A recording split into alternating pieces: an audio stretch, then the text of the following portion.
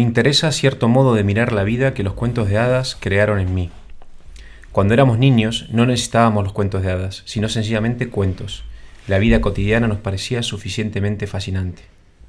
Un niño de 7 años se siente fascinado cuando le cuentan que Tom abrió la puerta y se encontró con un dragón, pero un niño de 3 se siente fascinado cuando le cuentan que Tom abrió la puerta. Son 3 fragmentos que acabo de leer de La ética en el país de las hadas de Ortodoxia, de Gilbert Keith Chesterton. Bienvenidos al Club Dalroy. Hoy estamos muy contentos por varios motivos. El primero es porque tenemos entre nosotros a don Julio Llorente, que es un gran amigo nuestro y del club, y ha venido aquí a disfrutar de buen whisky y a hablar de temas interesantes. Bienvenido, Julio. Bien hallado, muchas gracias. No se me ocurre un contexto mejor para hablar de Chesterton. Efectivamente, y ese es el segundo motivo por el cual estamos contentos, y es mucha gente nos ha estado diciendo que por qué no hablábamos de Chesterton, que no hacíamos más que citarlo, que no hacíamos más que hablar de Chesterton, pero que nunca hablábamos propiamente de él temáticamente. Y que el podcast se llama como se llama. Efectivamente, o sea, es el mismo, el nombre del podcast que muchos... O sea, yo creo que esto ya lo hemos dicho, ¿no? O sea, es el espíritu chestertoniano que ha estado presente desde el principio y estará presente cuando esto acabe. Y claro, y aquí estamos, lo he dicho ya, Julio Llorente, que además de ser un buen amigo, pues es un gran lector de Chesterton, un gran admirador de Chesterton, él nos lo contará ahora, pero también está aquí Santi V, el capitán Dalroy, y estoy yo, que somos los 3 grandes admiradores y amantes por cuenta propia de Chesterton. Tú eres Mr. Pump. Yo soy Mr. Pump. Así, originalmente esa era Sí, la gracia. originalmente, pero era la gracia. En los últimos no se refieren a ti como... Vamos, porque no lo presento yo. Es que claro. cuando no lo presento yo ya... Sí, es que de hecho cuando no está Santi, me gusta a mí presentarlo como el falso belga y estas cosas, porque es verdad, aunque hable como un argentino, realmente tiene pasaporte belga, en fin.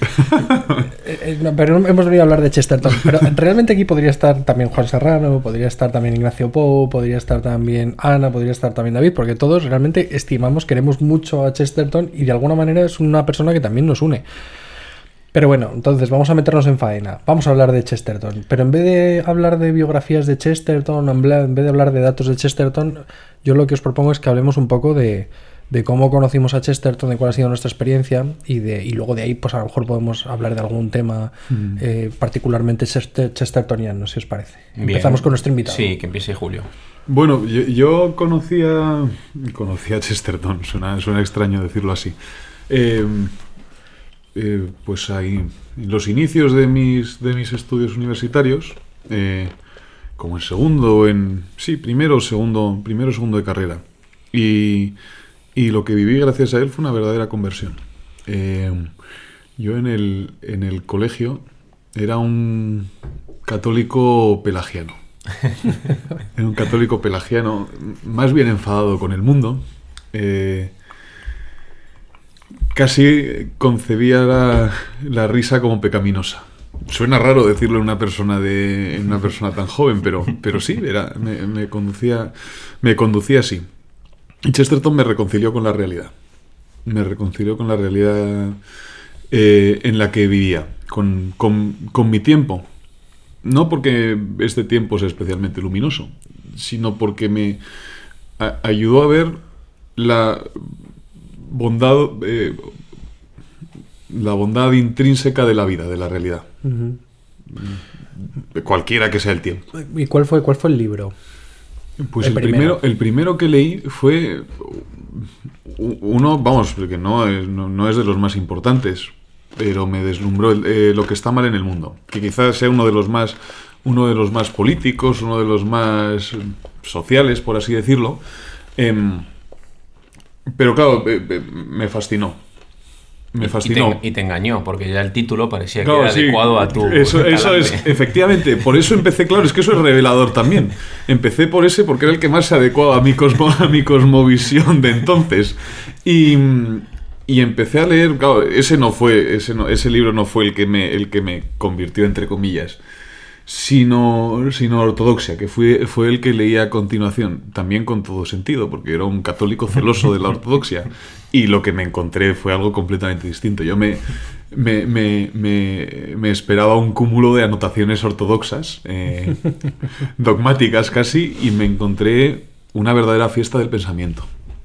Una verdadera fiesta del pensamiento. Es curioso que digas lo del humor, porque es una de las cualidades de Chesterton también, yo creo que a todos nos ha fascinado siempre. Y además el humor es una cualidad propia del espíritu religioso.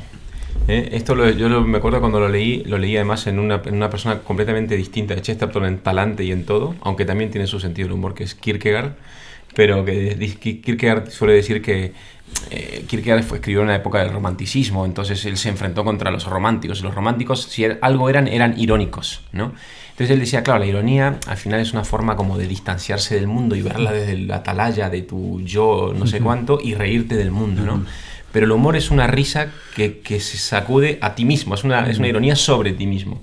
Entonces es como, claro, cuando te miras con ese humor, te puedes tomar en serio, y tomarte en serio de verdad significa no tomarte tan en serio, como los irónicos o los románticos. Entonces me parece que es una cualidad... Debo decir sobre el libro de Lo que estaban en el mundo, que, bueno, yo no sé si se considera de los más importantes de Chesterton o no, pero es uno de los libros donde él de alguna forma presenta los principios de lo que va a ser después el distributismo, por ejemplo, y es donde aparece uno de los pasajes, yo creo que más tiernos, que es el de la golfilla de pelo rojo. Del pelo rojo, sí, al final. Que aparece al final, efectivamente, que es una cosa espectacular, es un final impresionante.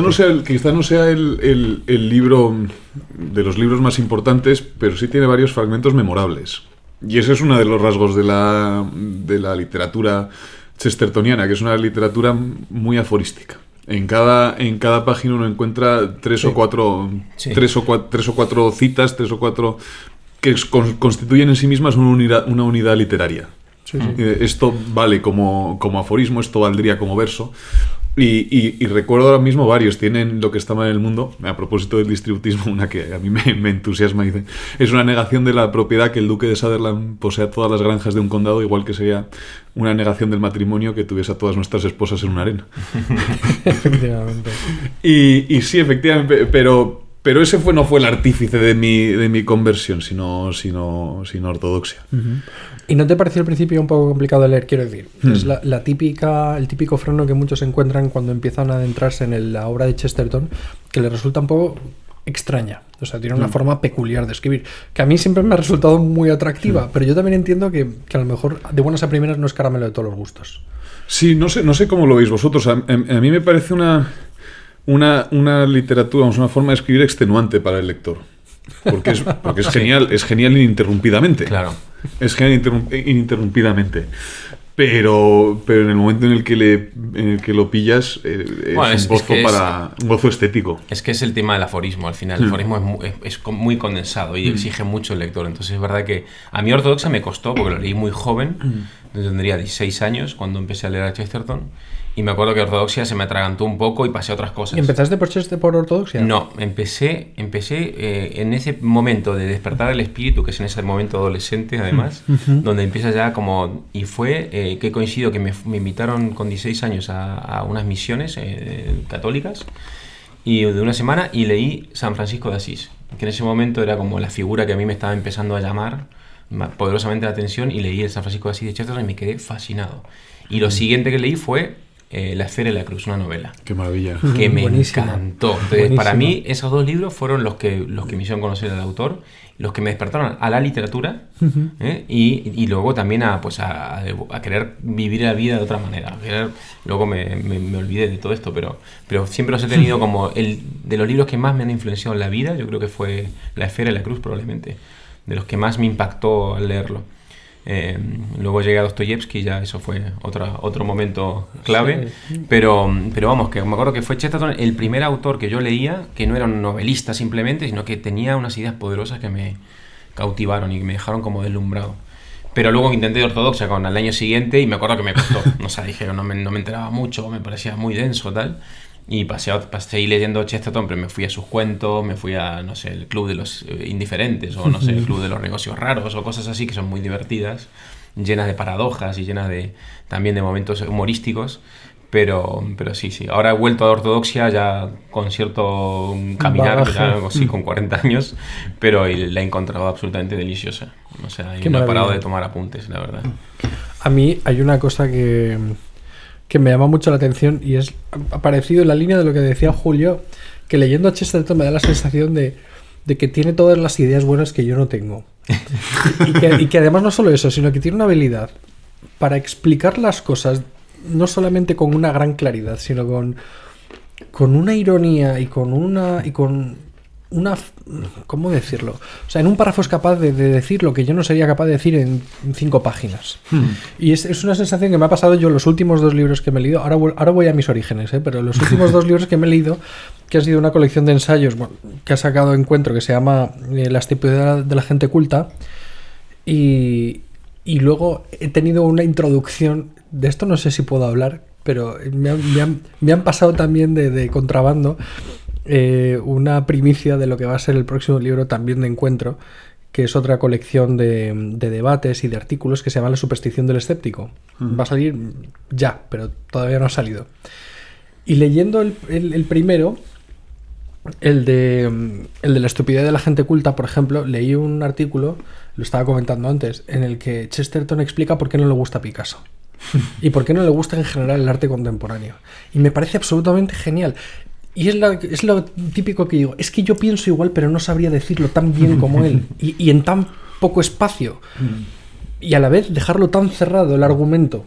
Y luego leyendo el que va a salir, el de la superstición del escéptico, en un párrafo, creo que es en el primer capítulo, hace una clase, o sea, literalmente una clase, una de mis clases de 4 horas, o 2 de mis clases de 8 horas, justificando el realismo metafísico, Chesterton, en un párrafo. Y ya está. Y es que no hace falta decir más. Sí. O sea, que es que solamente te queda quitarte el sombrero. Y a mí eso, por un lado, me parece absolutamente maravilloso. Y luego, por otro lado, me genera como una especie de frustración y de... No sé, es como una especie de droga. Cuando lees a Chesterton, como que te tienes que pegar el chute hasta que no puedes más. Yo empecé a leer a Chesterton con 10 años porque en clase de inglés me pusieron a leer La inocencia del padre Brown. Qué bueno. Y entonces me leí los primeros episodios, me parecieron entretenidísimos. Pero bueno, ahí se quedó mi lectura de Chesterton sin más. Y luego, un poquito más adelante, a lo mejor con 14, 15,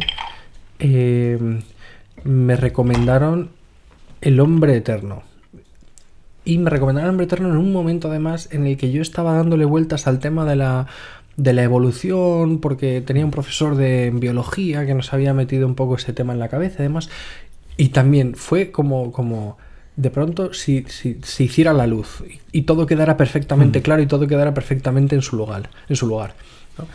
Y fue yo, sin darme cuenta, fue mi primer libro de antropología bastante seria que yo me metí entre pecho y espalda, y de ahí pasé a ortodoxia. Ortodoxia también lo encajé bastante bien, aunque yo era joven. Me gustó mucho precisamente el capítulo de ética en el país de las hadas o de los elfos, pero también porque yo estaba muy metido en la onda de Tolkien, en toda la reflexión de Tolkien sobre el valor de los cuentos de hadas y sobre si los cuentos de hadas producen un escapismo bueno o no producen un escapismo bueno.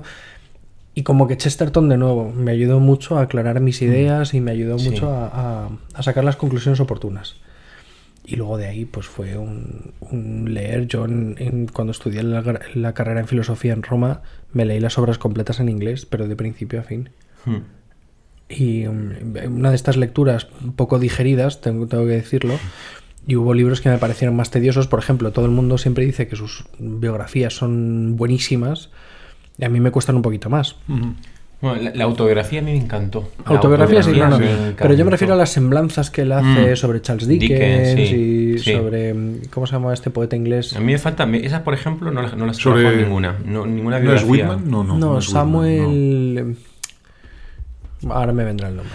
Pero Chesterton era defensor de Wodehouse también, ¿o no? ¿Le gustaba mucho Wodehouse o no? No me acuerdo. Es que yo empecé a leer Wodehouse y no sé si fue por Chesterton o por alguien más algún autor de estos ingleses que lo recomiendo.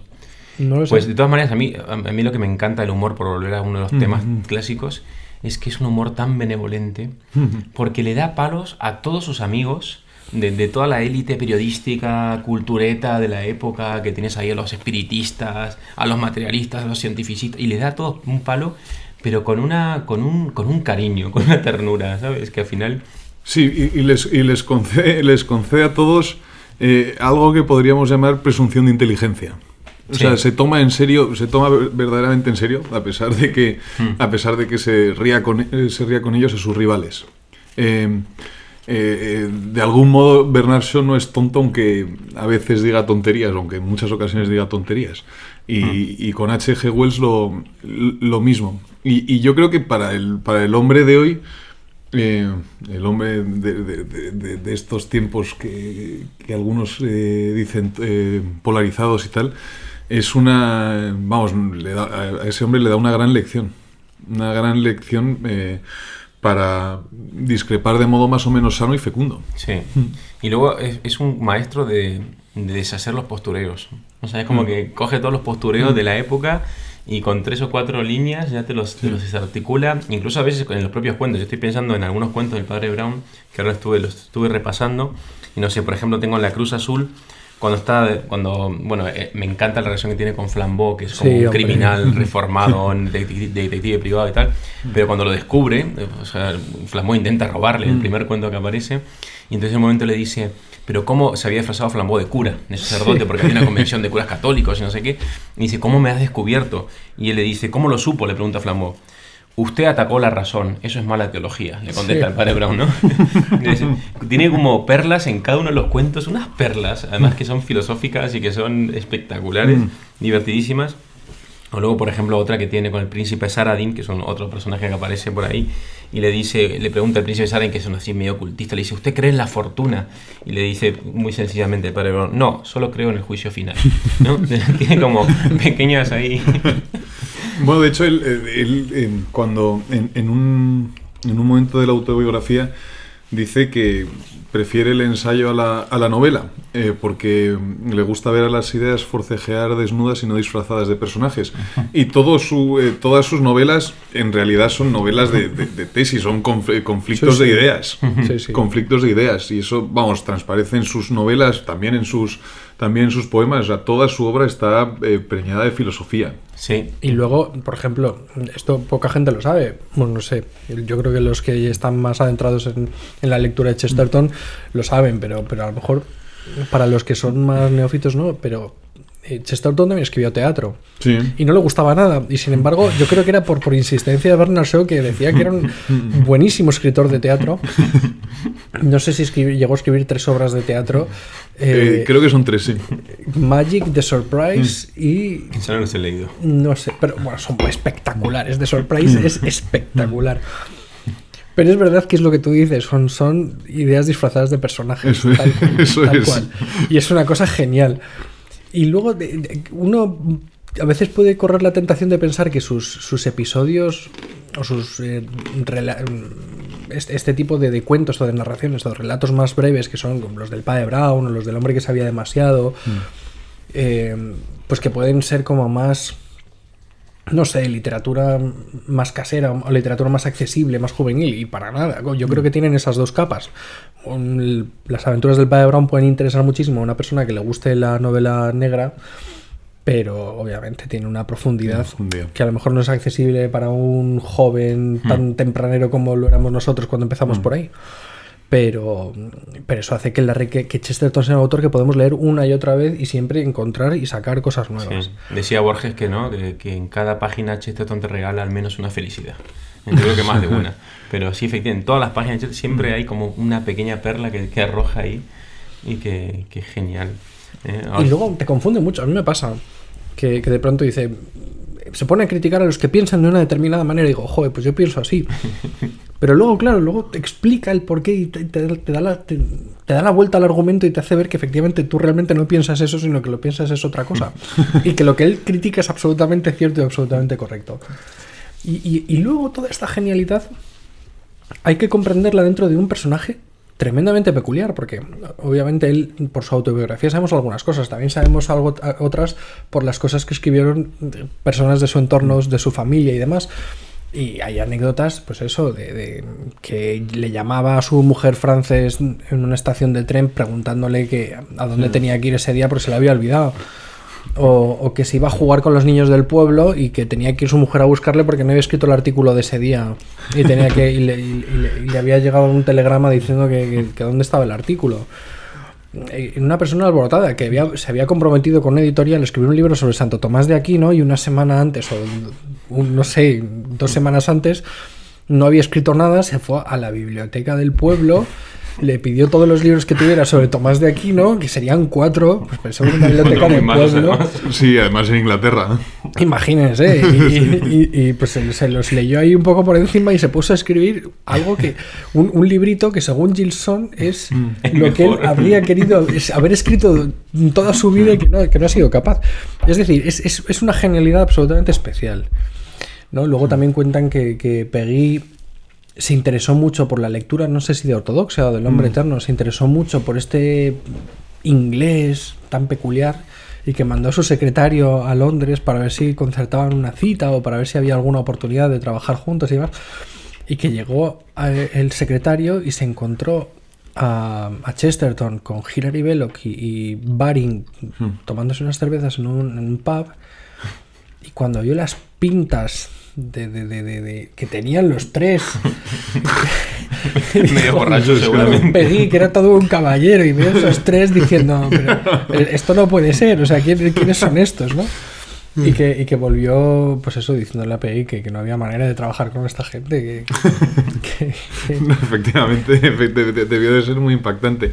Bueno, yo sobre lo que decías de Tomás de Aquino, creo que ese libro en concreto y el modo en que lo escribió y lo que resultó, nos revela uno de los rasgos de Chesterton, que es la capacidad para penetrar en la esencia de las cosas, sin necesidad de profundizar demasiado.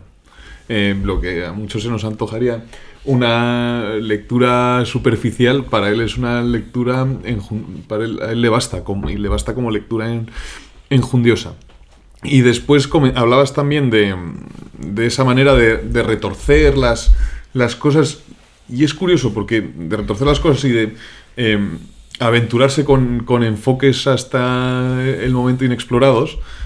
Y es curioso porque uno tiene la sensación cuando lo lee de que retuerce la realidad para enderezarla, o para enderezar nuestra mirada. Y también mencionabais a Borges y hablabais de la paradoja. Y claro, cuando uno considera esto, se da cuenta de que la paradoja para él era mucho más que un juego retórico, que la paradoja era casi una vía de acceso a la realidad. En el sentido de que en buena medida, y eso también está en un capítulo de Ortodoxia, la realidad es una tensión, una permanente tensión entre opuestos, entre gracia y libertad, entre materia y espíritu, pero una tensión fecunda y una tensión que el hombre puede conocer y explicarse a sí mismo.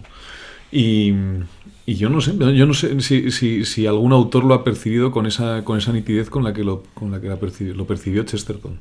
Yo te tengo que decir que hubo un profesor mío en el grado cuando yo estudié filosofía, y todavía me acuerdo, que me dijo que en algún lugar Tomás de Aquino hablaba sobre las paradojas. Ah, sí. Y decía que lo que resulta paradójico en la lógica material humana no lo es claro. en la lógica divina. O sea, que realmente lo que a nosotros nos resulta paradójico en muchas ocasiones es lo que desde la perspectiva de Dios es el orden, ¿no? Y me parece que así entendido resulta que Chesterton, de alguna manera, o su literatura o su pensamiento puede ser precisamente una llave que nos permita abrir un poco los misterios de la realidad. Eso sí. Y parecería que estamos hablando de un filósofo. Y no es propiamente un filósofo en sentido estricto. Podríamos decirlo que sí lo es en sentido amplio, por supuesto, ¿no? Y de hecho mucho mejor que muchos que lo son en sentido estricto. Pero él no tuvo estudios de filosofía y no se dedicó propiamente a hacer filosofía, nunca tuvo esa pretensión. Él se consideraba a sí mismo un periodista. Sí. Y esto es algo enorme desde mi punto de vista, ¿no? Sobre la altura a la que puede llegar un periodista, un buen periodista. No quiero ser negativo, y menos con la introducción que tú nos has hecho, ¿no? Pero sobre todo si vemos el panorama actual, pues no es particularmente alentador en ese sentido. Y sin embargo, en cierto modo... Aquí estoy yo como prueba que periodista soy, para mi desgracia. No, estoy yo como prueba. Pero tú eres un discípulo de Chesterton. Bueno, arréglalo.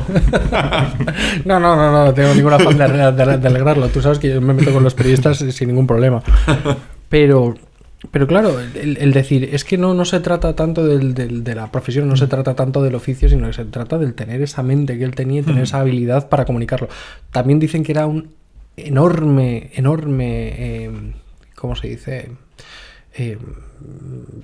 Participante de debate, no sé cómo se diría, debatiente, polemista. Discutidor, polemista. Sí, o sea que no tenía ningún problema y que además le invitaban a participar en todo tipo de debates de cualquier tema y que el tío se apuntaba y que le ponían contra especialistas y que tenía una capacidad dialéctica enorme. Y luego también, al parecer, tuvo participaciones en la radio de vez en cuando. Esto no sé hasta qué punto. Estoy hablando un poco de cosas que me suenan porque tampoco he repasado tantísimo de la vida de Chesterton últimamente.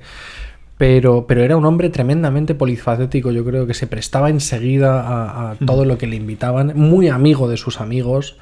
Y de sus enemigos también. No, pero es que yo creo que lo que nosotros consideraríamos enemigos, porque son de lo que decía antes Julio, sí, ¿no? sí, por entenderlo efectivamente, él los consideraba verdaderamente amigos y por eso podía tener esa relación con ellos. Sí. ¿No? Era un intelectual de su época con la que él tuvo una relación de correspondencia en clave de debate durante varios años, que se escribían artículos semanales refutando y debatiendo sobre distintos temas, pero con total naturalidad y con... Y esa amistad que él exhibía con todos, también con sus contrarios dialécticos, yo lo veo también en la cantidad de lectores de Chesterton. O sea, es impresionante. Yo me acuerdo estar en la Complutense, en la Facultad de Filosofía, y de repente teníamos ahí al profesor, que era la encarnación de Marx, no sé cuánto, hablando de Chesterton con otro que no sé qué. O sea, era como que... O sea, atraía a mucha gente de distintos como espectros ideológicos, si tú quieres, porque todos encuentran en Chesterton pues una lucidez y una... Sí, eso es curioso porque a muchos les irrita, a muchos chestertonenos, a mí en mi época sombría también me ocurría eso, les irrita que a Chesterton lo lean con idéntico gozo liberales, comunistas, sí. Pero eso por un lado. Borges mismo. Eso es incluso Borges. Que literariamente es genial, pero bueno. Y yo creo que es motivo de celebración. Primero, porque nos revela que ni siquiera la intuición de un liberal o de un comunista está completamente atrofiada, que un liberal y un comunista son sensibles a determinadas verdades. Y segundo, que Chesterton es capaz de enunciarlas y de atraerles. O sea, nos habla más de la grandeza de Chesterton que de la estrechez de liberales y comunistas. Sí. Y yo creo que es solo un motivo de celebración. Primero por eso, porque nos habla de la sensibilidad de determinadas personas, incluso las más ideologizadas, hacia la verdad. Segundo, de la grandeza de Chesterton. Y tercero, que si esos liberales y esos comunistas... además de eso, no leyesen a Chesterton, serían infinitamente peores, infinitamente más ideológicos. Y que siempre un terreno para poder hablar con ellos. Eso también, es. ¿Sabéis que hay una carta de Antonio Gramsci sobre Chesterton? Ah, bueno, yo solo lo ignoraba, vamos. Pues mira, yo para que veáis. Ignorarlo también, pero no, lo ignoro. Para que veáis, Antonio Gramsci, que desde mi punto de vista es probablemente uno de los marxistas más inteligentes que ha habido, dice, desde la prisión de Turín, le dice: querida Tania, me alegró la visita de Charles. Me dijo que te has recuperado bien, pero me gustaría tener más noticias más precisas de tu salud. Gracias por todo lo que me has enviado.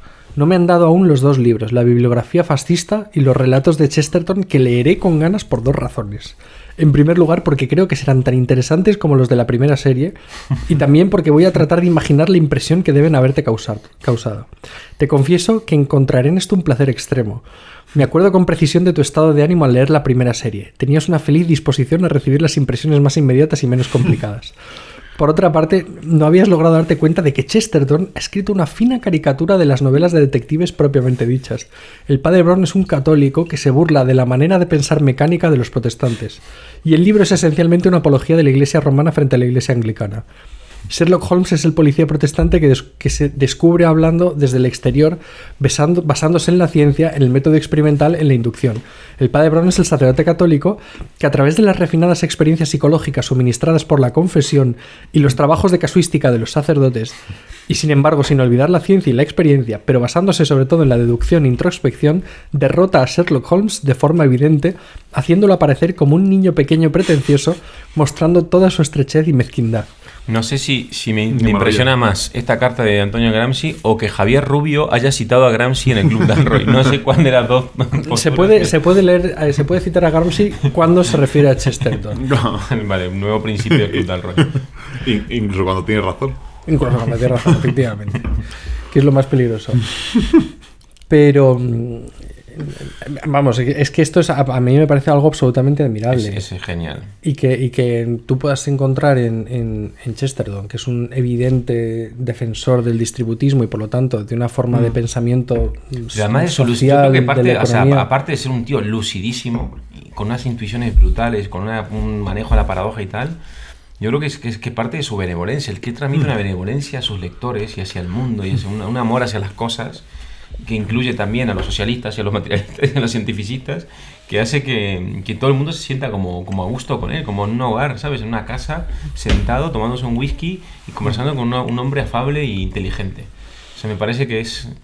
Y luego tampoco, no por todo esto, que parece que estamos hablando de cosas que son, pues eso, de Chesterton como periodista que habla de temas de Santo Tomás de Aquino, que escribe novelas del padre Brown, pero también era un hombre profundamente comprometido con la sociedad de su época, con la Inglaterra que a él le tocó vivir.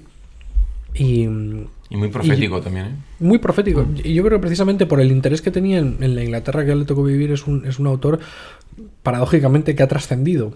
Y que hoy lo podemos leer desde los problemas también de nuestra época y encontrar en él pues ¿no crees que ha trascendido en parte? O sea, no sé, estas son otras de las ideas que a mí me sugiere leer a Chesterton, que es un hombre como muy enamorado de lo singular de la existencia, o sea, como de lo más encarnado del acontecimiento, o sea, como que con una tensión hacia la realidad tan intensa que eso supera el marco temporal de donde vivió. En ese sentido yo creo que es un clásico, pero incluso en algo que podría parecer tan reducible a su época como puede ser el distributismo como una solución concreta a una economía que hoy en día podríamos plantear como algo inviable en términos generales, que habría que traducir mucho, al menos. Yo soy un apasionado de los principios que sostiene el distributismo, pero el distributismo como sistema hoy en día no me parecía viable, más teniendo en cuenta... Yo creo que tampoco Chesterton lo planteó como sistema, ¿eh?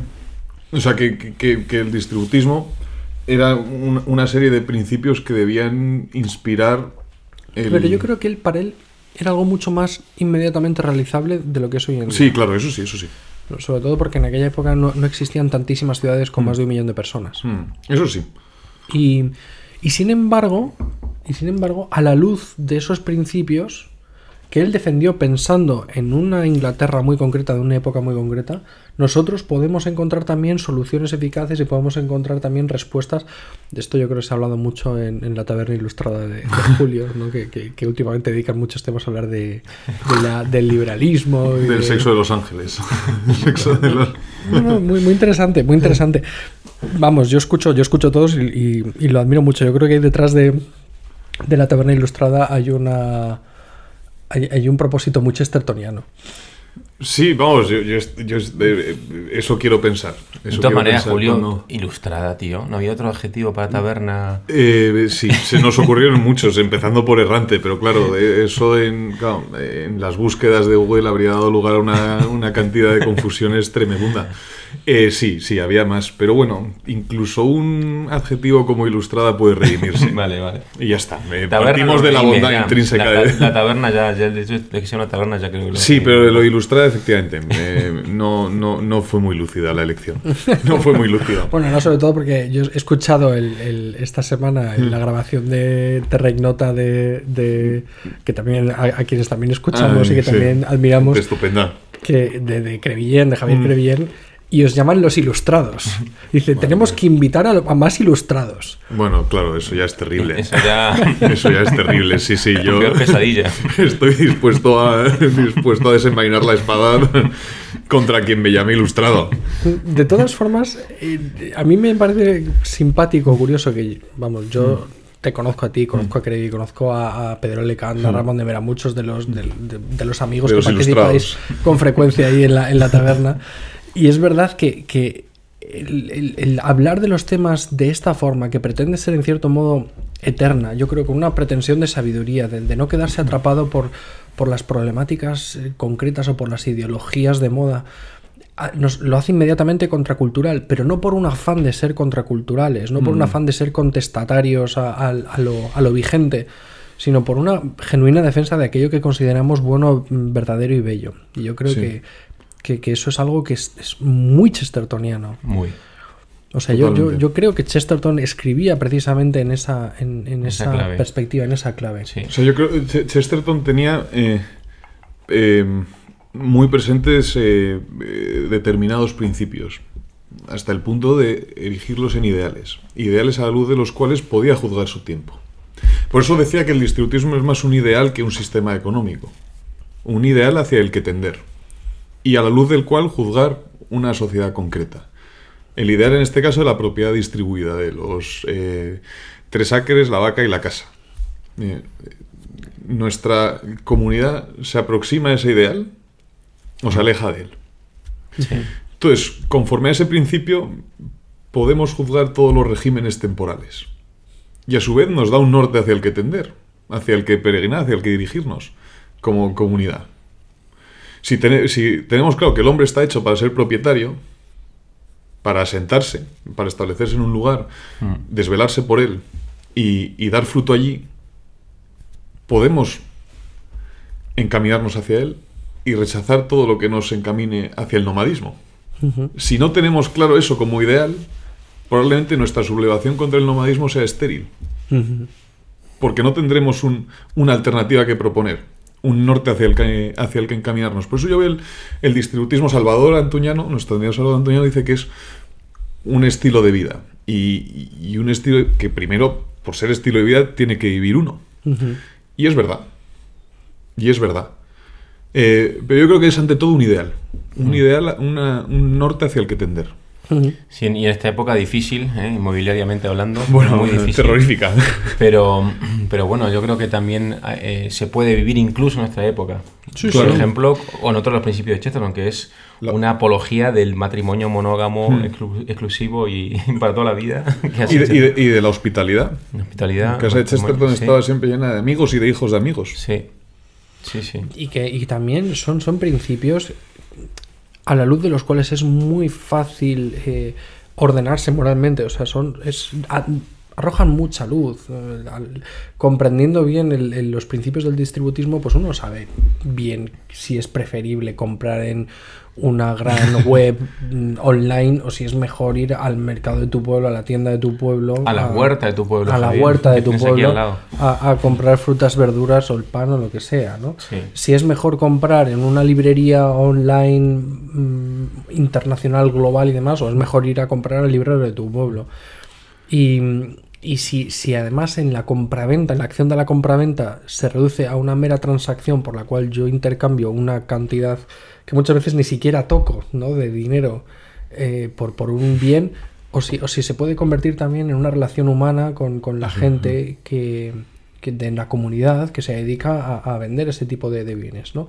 Y obviamente todos sabemos que es más fácil y todos sabemos que es más práctico, ¿no? Y todos sabemos lo que es más eficaz en lo que se refiere al uso del tiempo, ¿no? Y más en esta sociedad en la que vivimos todos acelerados. Pero también todos entendemos qué es lo más humano y qué es lo mejor. Y esto yo creo que si no lo entendemos o no lo tenemos claro, pues el distributismo, entendido como ideal, puede arrojar mucha luz. Y yo creo que ese es el gran valor de Chesterton. Chesterton, decías tú antes que tenía una capacidad aparentemente para prever lo que iba a suceder después. Sí. Y esto es verdad, ¿no? Leyendo a Chesterton habla de cómo... Pues yo me acuerdo, hay una la frase... eutanasia ya la denunció en su época, cuando todavía no estaba ni existía esa posibilidad, ¿sí? Por ejemplo. Sí, no, pero yo me acuerdo de una frase, por ejemplo, que siempre me ha impresionado mucho, ¿no? Que algo así como: si solamente pueden cantar los que cantan bien, llegará un momento en el que solamente se permitirá reír a los que se rían bien, ¿no? y obviamente hay que entender la imagen, pero es que es tan verdadera, o sea, cómo todo se ha profesionalizado, cómo todo se ha convertido en algo completamente aséptico, en un ejercicio, y cómo además nos regimos por estándares globales que muchas veces ni siquiera entendemos o nos preocupamos por entender. Y yo creo que en el fondo a Chesterton todos nos encajan muy bien porque es un apologeta del sentido común. De hecho, él defendía, a propósito de eso, defendía la democracia precisamente porque se oponía al especialista, al tecnócrata. Y que si la política se parecía algo era a escribir, eso lo dice en un capítulo de Ortodoxia, no estoy citando literalmente. Si la política se parece a algo, se parece a escribir versos de amor. Los versos de amor los escribimos todos, incluso los que no somos poetas. Y la política la tenemos que hacer también todos. Su defensa en la democracia se basaba en un rechazo a la figura del especialista. Yo cuando Javier introducía el tema estaba ahí pendiente por si acaso presentaba a alguien como especialista en Chesterton. Digo, Chesterton se habría sublevado, pero Javier, que es un chestertoniano de pura cepa, no ha caído en el error. Y luego también, también en Ortodoxia hay un momento que dice algo así, no me acuerdo exactamente la cita, pero es como: las leyendas tienen más verdad y autoridad que los libros de historia. Porque las leyendas las compone el pueblo, que es gente con bastante sentido común. En cambio, el libro de historia la escribe el rarito del pueblo. Sí. También uno podría preguntarse qué habría pensado Chesterton. A lo mejor incluso si sería posible un Chesterton en nuestra época, ¿eh? Porque es verdad que, pues eso, lo que ya anunciaba él o lo que ya empezaba a ver, de alguna forma ha llegado a un despropósito tal, lo que se refiere al abandono del campo, al progresivo abandono de las tradiciones. La España que él conoció y que él admiró tantísimo, ¿no? Esto es otra cosa que yo creo que merece la pena resaltar. Él venía de vacaciones a España con frecuencia, le encantaba. De hecho, el último libro de las aventuras del Padre Brown está ambientado en unas vacaciones del Padre Brown en España. Eso no lo he leído, lo tengo pendiente. Y él amaba muchísimo al pueblo español, ¿no? Y sin embargo, pues se te parte el corazón pensando en cómo vería España hoy en día Chesterton, ¿no? En esa enorme cantidad de renuncias. Y y eso es una pregunta que yo me hago y es una preocupación que yo me hago, ¿no? Cuando tú te vas a los pueblos y te pones a hablar con la gente de los pueblos, pues te das cuenta de cómo las zarpas un poco de las ideologías y del pensamiento global ha llegado incluso a tocar los corazones de la gente que aparentemente deberían ser los baluartes de las tradiciones y al menos en esta mirada Chesterton. Claro, yo a menudo me pregunto si esa filosofía, esa apología, en ocasiones casi idolatría del hombre corriente, del everyday man, permanece vigente hoy. Yo creo que uno de los grandes crímenes de nuestra época de nuestras élites, es haberle hurtado el sentido común al hombre corriente. Tal cual, yo no lo habría dicho mejor, ¿eh? Eso es. Y yo digo, claro, ¿hasta qué punto esta visión mía la habría compartido Chesterton? Yo creo que habría salvado al hombre corriente. Que nuestra mirada está emponzoñada. Pero no lo sé. No, yo sí que pienso que el tema del mundo virtual, de las redes, de esa especie como de segunda realidad que se crea en torno a lo digital y tal, sí que genera como un desarraigo, una desencarnación de las cosas que lo altera todo y nos hace ver las cosas de una forma absolutamente irreal. Estoy pensando en un ejemplo muy tonto, pero yo estoy dentro de los miles de chats que tengo de colegios y los chats de WhatsApp son una maravilla, ¿no? Porque tengo el chat de la urba, de la urbanización, donde está mi casa aquí en un pueblo, que somos 20 familias que compartimos un espacio común y tal. Y en el chat, pues yo he visto, ha corrido sangre ahí. Una cosa de postureo, de posturas ideológicas enfrentadas y me acuerdo un día que cuando le dije a mi mujer, vamos a hacer un asado, vamos a sacar una parrilla a la calle y vamos a invitar a todos los vecinos de la organización a comer. Y entonces lo hicimos. Y entonces de repente estamos todos comiendo en una mesa alargada por toda la organización y vinieron casi todos. Y esas fricciones ideológicas aparentemente irreconciliables se reconciliaban con pásame un poco de pan y toma un poco de vino, te sirve un poco más.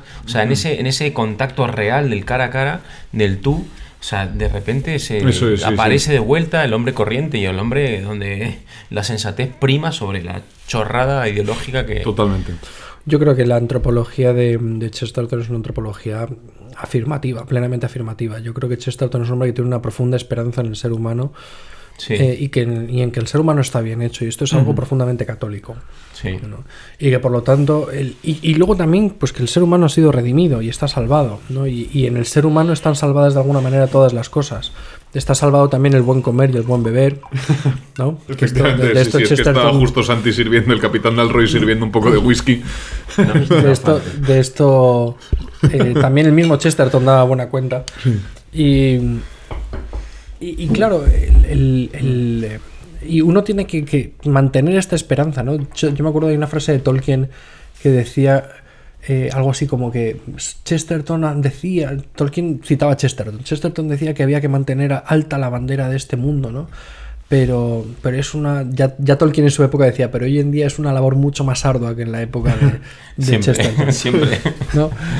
No es una cita exacta, pero más o menos esa es la idea. Y en el fondo, y en la obra de Tolkien esto también se ve, ¿no?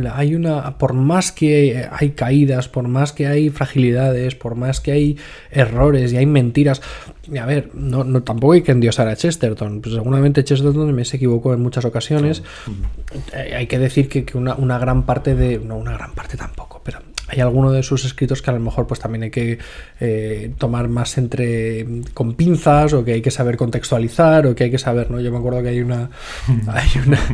una obrita de Chesterton, ¿no? de unas vacaciones que se dio por Roma, en la que hace una justificación del fascismo, en la que yo creo que Chesterton habla de lo que ve y ve lo que sus huéspedes, lo que sus anfitriones quiere que vea, ¿no?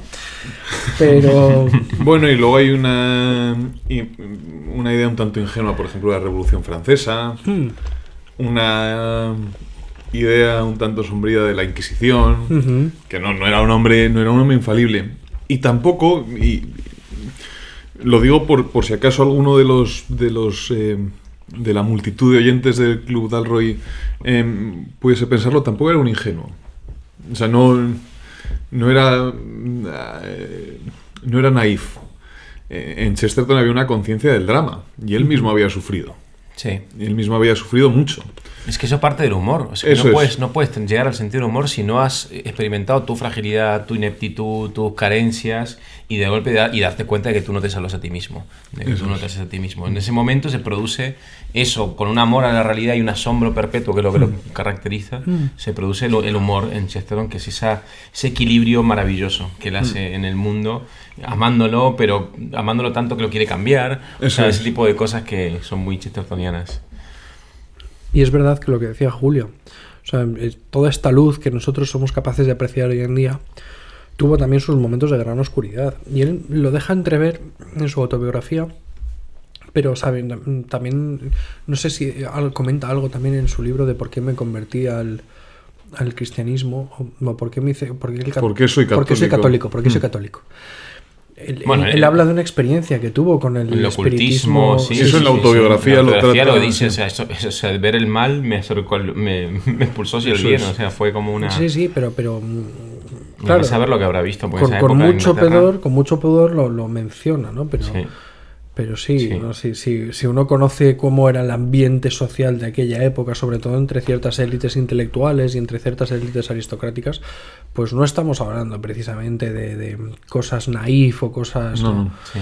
Entonces, bueno, el hecho de que el padre Brown sea protagonista de sus novelas detectives también es muy indicadora de esto, porque eso también es impresionante. Un sacerdote que conoce el espíritu humano, el alma por la humana, confesión, es lo que dice Gramsci, esto lo dice el mismo padre Brown, que es su método. Pero quiero decir que el cura, es que yo conozco curas que me han confesado a mí y luego están alegres y contentos, y digo, ¿sabes lo que este cura sabe de la humanidad, y sin embargo sigue con su optimismo sano y equilibrado? O sea, quiero decir, seguro que ahí hay algo que a Chesterton le fascinó. A mí esto me parece increíble, de verdad. Sí. O sea, lo que es precisamente lo que decía Gramsci, que es el sacerdote católico que precisamente por su experiencia de la maldad humana en la confesión es capaz no solamente de comprender la iniquidad del corazón humano, sino también de encontrar el motivo de su salvación. Sí. Que esto es algo que muchas veces no parece tan claro, pero el padre Brown siempre quiere salvar a la persona. Luego Perdón, simplemente para acordarme en el futuro, Javier Rubio, nuestro tomista de referencia y nuestro gramsciano de referencia. Sí, no, efectivamente, citándolo como autoridad. Hombre, claro. Sí. Vamos, yo además creo que el optimismo, por entendernos chestertoniano, aunque quizá la palabra no sea optimismo, la confianza de Chesterton en el ser humano, es muy elocuente para el hombre actual. Para el hombre actual, por un lado, que fantasea con la superación del ser humano, con el hombre progresista que fantasea con las ensoñaciones transhumanistas, etcétera, etcétera, es muy provechosa para eso, pero también para el reaccionario. Sí. En el sentido de que le da una esperanza. Y dice, no, es que no solo debemos aferrarnos a una esperanza teologal, a una confianza en Dios, en el Dios que regresará con gloria, sino también a una esperanza mundana, que en el fondo es una esperanza teologal, pero es lo que comentaba Javier, la esperanza que se funda en la idea de que el hombre está bien hecho y de que la misma naturaleza humana constituye un valladar frente a los experimentos de muchos ingenieros sociales. De que el hombre está más hecho para la comunión que para la confrontación, para compartir la mesa que para arrojarse los platos a la cabeza. Y eso que es una fuente inagotable de esperanza para el hombre de hoy. Es que el hombre, a pesar de estar herido por el pecado, está llamado a la gloria y la ansía. Y eso Chesterton lo tenía clarísimo. Y no es una gloria que se tenga que buscar en el gesto sublime, sino más bien tenemos que ser capaces de descubrir lo sublime que hay en los gestos cotidianos. Eso es. Y aquí lo uno con una cosa que decía Santi al principio de esta conversación, ¿no? Que Chesterton nos enseña a mirar la realidad de una forma distinta, de una forma peculiar, de una forma que es más enriquecedora. Agradecida, nos enseña asombrada. A ver el gesto magnífico que supone que una madre quiera que su hija vaya con el pelo bien peinado, ¿no? Sí. Que además esto es una cosa que yo vivo de una forma muy personal y muy clara, que yo todos los días mi hija la peino así más o menos y digo, venga ya, para el cole, rápido, no sé qué, y mi mujer en cambio, no. Tiene que ir bien peinada. Sí. ¿No?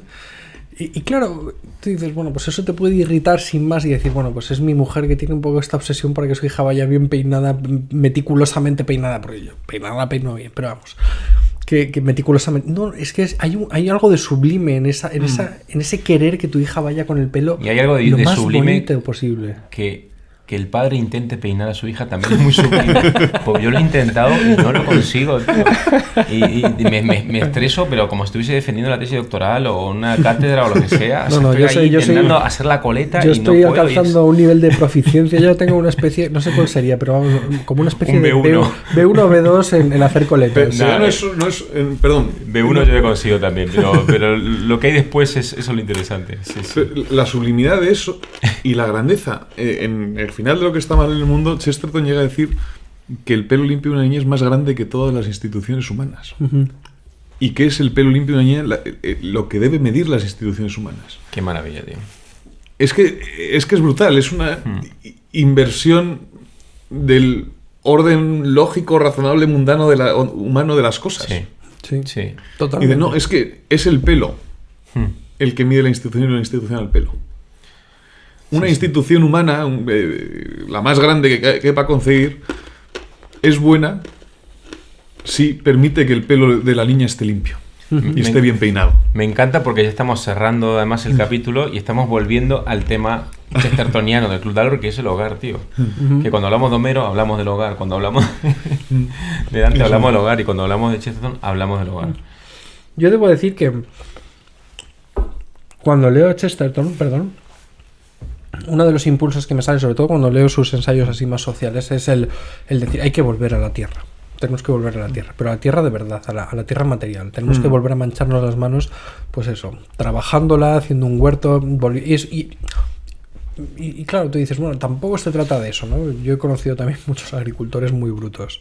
Muy brutos en el sentido de muy embrutecidos. Y claro, y incluso depredadores que no mantienen una relación sana con la tierra. Y luego también tengo un poco el miedo de que me suceda como a Horacio, ¿no? Que hablaba siempre de las bellezas del campo y de la vida, de dedicarse a cultivar y de la fuente que tenía en su jardín y demás, pero claro, luego él se reía también de sí mismo diciendo, ¿no? Yo que hablo tanto de la vida sencilla y del campo y no sé qué, no sé cuánto, a mí en cuanto me invitan a Roma a una fiesta y tal, ahí bien que voy, y que si yo pudiera decidir entre una cosa y otra lo tengo bien claro, ¿no? O sea, como diciendo, ¿hasta qué punto en nuestras vidas reales hay cabe integrar de una manera adecuada y verdadera toda esta enseñanza de Chesterton de una manera directa, o no tenemos que hacer una interpretación tan mediada de eso a nuestras propias vidas que se pueda devaluar, ¿no? Ese valor. O sea, yo creo que la grandeza de Chesterton también reside en eso, en que no nos da un manual de instrucciones, en que su propuesta es ante todo literaria. Su hermano Cecil, en un librito que publicó recientemente Ediciones More, dice que Chesterton es ante todo un propagandista. Y es verdad, Chesterton no cabe en la idea esta decimonónica del arte por el arte. Chesterton escribía no solo para engendrar belleza, sino también para difundir verdades. Uh-huh. Que no hay que la belleza es indisociable de la verdad y todo. Y todo eso. Pero no se relacionaba con la verdad al modo en que se puede relacionar un escritor de libros de autoayuda. Su literatura no es un manual de instrucciones. Y uno se da cuenta de que puede vivir conforme al ideal chestertoniano de muchas maneras. De muchas maneras que al final uno cuando lee a Chesterton es más libre, más creativo y que puede vivir la realidad de modo más rico. De modo más rico. Acabo de ver, es que, perdón, esta típica divagación mental, pero es que acabo de ver, para que veamos, esto lo escribió Chesterton en 1912. La masa ignorante solía ser peligrosa por los desórdenes, ahora es peligrosa por su apatía. Digo, es que esto, nos lo podríamos tatuar hoy en día y sería como el análisis que todos hacemos de la situación de Occidente hoy en día, ¿no?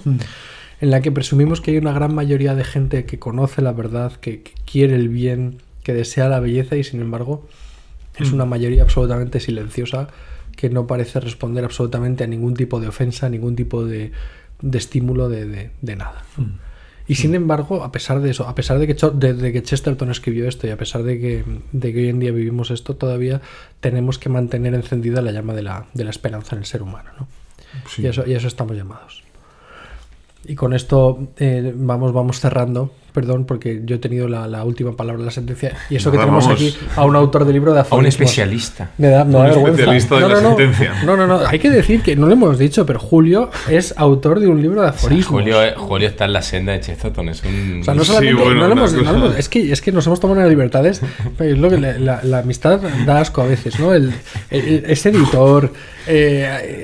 ha sacado adelante ediciones Monóculo. Ha sacado... Mira, me has presentado del mejor modo posible. Solo te ha faltado decir que soy prometido de María, pero lo demás... O sea, eso es lo mejor. Es lo mejor que tiene Julio, pues yo conozco a María. Pero has dicho dos cosas que me definen más que ninguna otra. Que se oyen campanas de boda. Bueno, pero es que me da un poco de vergüenza. Pero dos, que es que soy lector de Chesterton, y lector, empedernido de Chesterton, y luego la otra es que soy amigo vuestro. Y amigo de otros muchos, pero lector de Chesterton, amigo y prometido de María. ¿Qué es lo de editar? También es poeta, ¿eh? Míralo. No, hombre, pero... Ya lo he dicho, autor de aforismos. Sí. A ver, entonces, les voy a proponer como, claro, podríamos decir, bueno, recomendamos a Chesterton. Pues no, o sea, no vale. Sí, pero no vale. Entonces, hemos recomendado muchas veces a Chesterton en el Club Dalroy. Sí, yo voy a recomendar La Esfera de la Cruz. Vale, eso como novela. A eso voy, no. Que me entonces, encanta. Hay que casar. A ver, sí. No voy a decir ni que sea vuestro libro preferido de Chesterton, ni que sea lo mejor de Chesterton. Lo que os sale del cuerpo recomendar ahora mismo. O sea, yo los dos libros que voy a recomendar son La Esfera de la Cruz de Chesterton, la autobiografía de Chesterton, y luego voy a recomendar un libro que no he leído. ¿Me lo permite, Javier? Pero como está Julio aquí, que sí lo ha leído... Se comporta como un contertulio cualquiera, el bueno de Santi. Pero es que, y ni siquiera me sé el título, pero tú me lo vas a recordar. El libro que sacó Aurora Pimentel. Ah, En casa. En casa, que es sobre Chesterton y el hogar. Eso es, sí. Que me parece que es el tema Dalroy. O sea, Chesterton y el hogar define lo que es el Dalroy. Paréntesis, Aurora, ven a hablar de tu libro. Bueno, sí, o sea, vamos, haremos uno sobre el hogar y la hospitalidad con Aurora Pimentel y Chesterton, y invitaremos también a Julio seguramente, así que... Encantado. Qué maravilla. Pues yo... no hemos hablado apenas de la poesía de Chesterton, y Chesterton era un gran poeta. Entonces recomendaré una obra de Renacimiento titulada Lepanto y otros poemas, Chesterton amaba tanto España que la cantó como el mejor de sus poetas en el poema de Lepanto. Y bueno, traducen varios: Enrique García Máquez, Julio Martínez Mesanza, José Julio Cabanillas, grandes poetas contemporáneos, que además hacen suyo a Chesterton, se apropian de él, y en cada poema traducido oyes, además de la voz de Chesterton, la voz de cada poeta que lo traduce, porque es lo que tiene la poesía traducida. Y después hemos hablado de lo que está mal en el mundo, pues también me gustaría recomendar Los límites de la cordura, en el que un ensayo en el que aparece esbozado el distributismo. Sabemos que Belloc era mucho más sistemático que Chesterton, y que él definió los contornos del distributismo. Chesterton apenas esbozaba, lo suyo eran bocetos, eran los principios. Y yo, si me permitís, que quiero leer un poema que me ha estado rondando en los últimos tiempos, brevísimamente, porque veía que Santi hacía el gesto de las tijeras, y eso para un periodista es sagrado. Léelo bien, porque yo lo último es que leí un poema lo leí fatal. Lo leíste fatal. Bien, bueno, sí. Además lo tengo que encontrar. Pero te queremos, Santi. Sí. Un segundo, que lo tengo que encontrar. No sé cómo rellenar este silencio. No te puedes mirar, yo puedo hacer mis recomendaciones. Eso es. Yo, de Chesterton, lo que me sale inmediatamente a recomendar es el Santo Tomás, pero es algo como ya... me encanta ese libro. Es que es una maravilla, es una maldita maravilla, de verdad. Y lo dice nuestro tomista de referencia. Gilson y nuestro tomista de referencia. Me sucede un poco lo que a Gilson, ¿vale? Yo he leído... hay muchos tomistas en Twitter y demás que dicen que Chesterton realmente... Cuando habla de Tomás de Aquino no sabe de lo que está hablando y demás. Yo no sé si sabía o no sabía lo que está hablando, pero lo que dice lo dice admirablemente bien y no puedo estar más de acuerdo. Me parece que Chesterton, con una facilidad enorme, da en el clavo lo que decía Julio al principio, ¿no? O sea, va a la esencia, comprende la esencia y la explica admirablemente bien, y en pocas páginas. Que esto para hablar de algo sobre Tomás de Aquino es difícil. Los libros que hay sobre Tomás de Aquino siempre son ladrillos, y en cambio Chesterton nos hace la enorme caridad de darnos un libro muy asequible y muy agradable de leer. Pero voy a recomendar también el de La estupidez de la gente culta, porque me lo ha regalado la editorial Encuentro. Es nuevo y es el último que me he leído. Los artículos de Chesterton son geniales. Y es eso, que también son las colecciones de artículos son fantásticas. Y luego voy a recomendar también el de La superstición del escéptico, porque está a punto de salir. Es una recomendación profética, muy chestertoniana. No es profética, porque ya digo que yo he tenido ya una primicia de la que no sé si puedo hablar. Pero bueno, que me perdonen si no. Pero son dos libros inéditos. Y es que esto es algo increíble, que todavía no tengamos a Chesterton en español. Totalmente. O sea, que haya partes de Chesterton que todavía no se hayan traducido, y también que Encuentro nos esté haciendo el enorme favor de traducirnos. Los artículos son maravillosos también. Así son obras de arte. Que esa es mi recomendación, que son libros que están a punto de salir del horno. Y ya encontré el poema. Adelante. Cierra adelante con un poema, por favor. El último disfraz. Entiendo que se lo escribe a Frances, sí. Tiñes tu blusa blanca con un verde más suave, como cuando volviste tu melena castaña, y entonces brotó en mí esta oración tan rara, la más rara que nunca haya dicho un amante. Que yo, que vi tu juventud brillar, arcoíris cambiante de unas ropas a otras, pueda verte en la tierra ciñendo la corona de plata de la edad. Empolvarás tu pelo de forma sorprendente, maquillarás tu cara con pinturas muy pálidas, pero alegres, detrás del velo y de la máscara, tus ojos inmortales mirarán como siempre. Qué maravilla. Traducido por José Julio Cabanillas, es una maravilla. Precioso, tío, me ha encantado. Una preciosidad. No dan ganas de decir más. No, además... Pues muchísimas gracias, Julio, por haber venido a hablarnos y a leernos el poema. Ojo, te veo compitiendo por ser la voz del Club Dalroy, ¿eh? O esta capacidad de declamación, en fin. Como solo admitís a hombres casados, yo cuando me case me postularé. Me como invitado al Club Dalroy. Podrás entrar. Muy bien, pero vamos, que esto tiene que continuar, ¿eh? Pero lo dejamos por ahí. Muchas gracias. Gracias, hasta pronto. ¿Otro whisky? Te encanta. Queridos amigos del Club Dalroy, muchas gracias por escuchar este episodio. Os animamos, si no lo habéis hecho ya, que os suscribáis a nuestros canales en Spotify, en YouTube, donde pronto empezaremos también a publicar algunas entrevistas y contenidos interesantes. Y por supuesto que si creéis que este episodio puede interesarle a alguien que conozcáis, que nos ayudéis a darlo a conocer. Y también que nos pueden seguir en redes sociales, Twitter, Instagram, y escribirnos cuando quieran.